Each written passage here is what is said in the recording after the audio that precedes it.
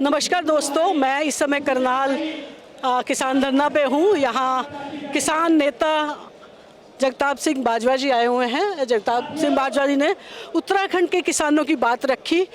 आइए बात करते हैं जगताप जी से कि उत्तराखंड में किसानों की क्या स्थिति है और वो किसानों के आंदोलन को लेकर क्या सोचते हैं और इस करनाल घटनाक्रम पे उनके क्या राय है। जगताप जी, आपका स्काई न्यूज़ में बहुत बहुत स्वागत है। धन्यवाद।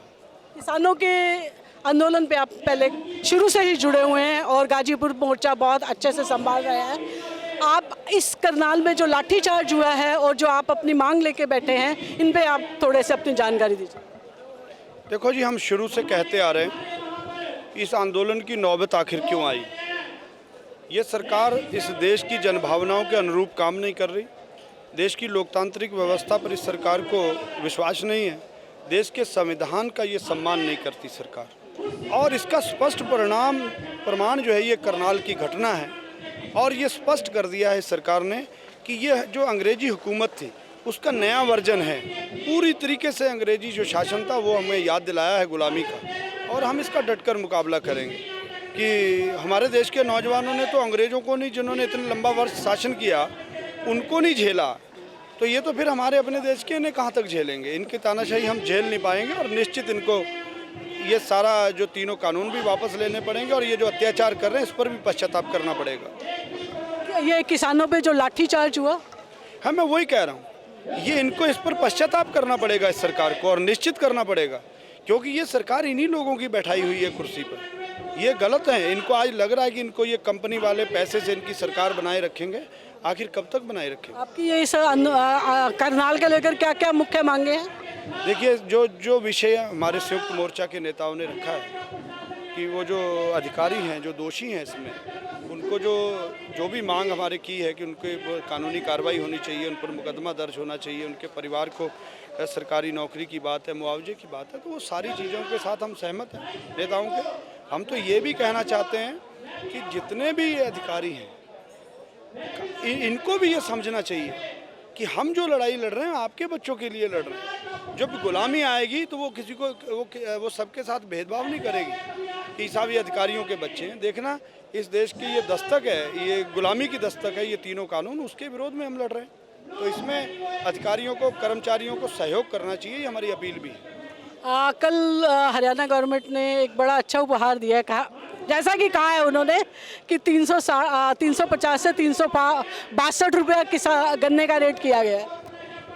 देखो साहब, गन्ने का रेट 12 रुपये बढ़ाया है शायद हरियाणा में, जो मुझे सूचना मिली है। तो ये जो तोहफा इसे कह रहे हैं, क्या तोहफा है? किसानों का कर्ज का हिसाब लगाएं।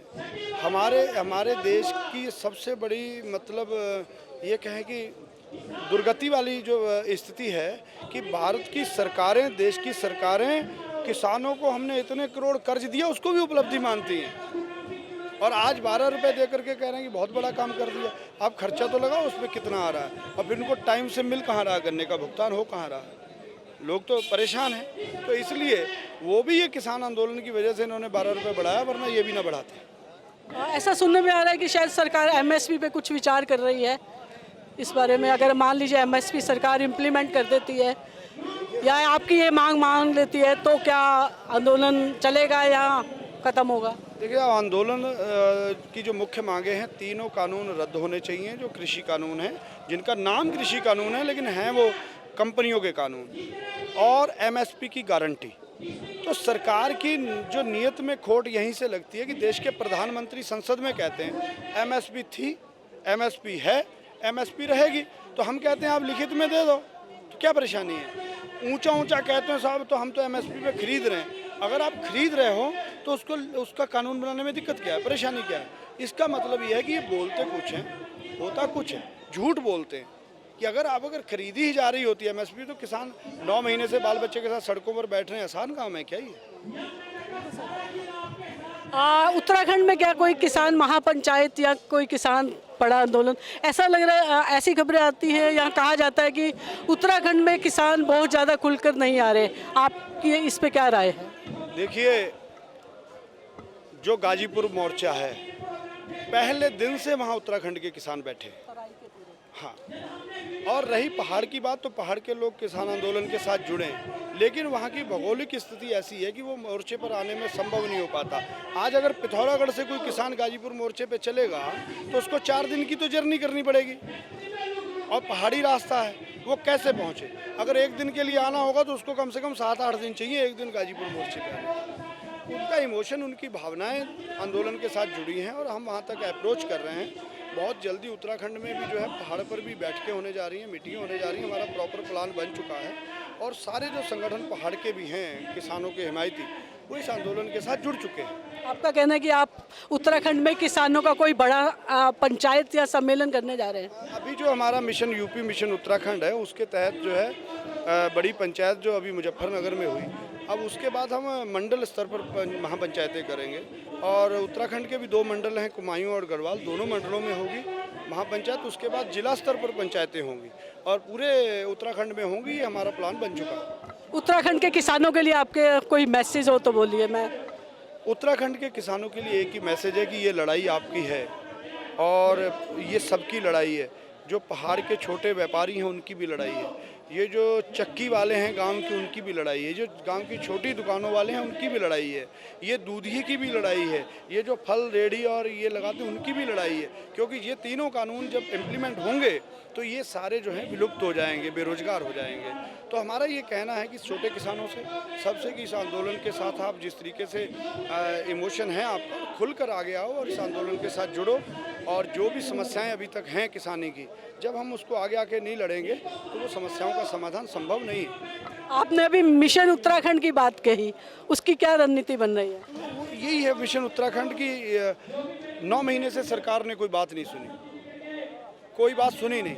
तो हम अपने किसान भाइयों को, मजदूर भाइयों को ये बताएंगे कि ये सरकार किसी की बात नहीं सुनती, और जिस पार्टी की ये सरकार है, भारतीय जनता पार्टी की, उसको वोट मत दो, और जिसे मर्जी दो, हमें इससे कोई मतलब नहीं। ये हमारा एक मेन टारगेट रहेगा कि जो वोट की चोट है, जिस तरीके से बंगाल में जो दी गई, उस तरीके से इस मिशन के तहत भी हम लोगों से जरूर कहेंगे, निवेदन करेंगे कि ये बरगलाने वाली सरकार है, लूटने वाली सरकार है, ठगने वाली सरकार है।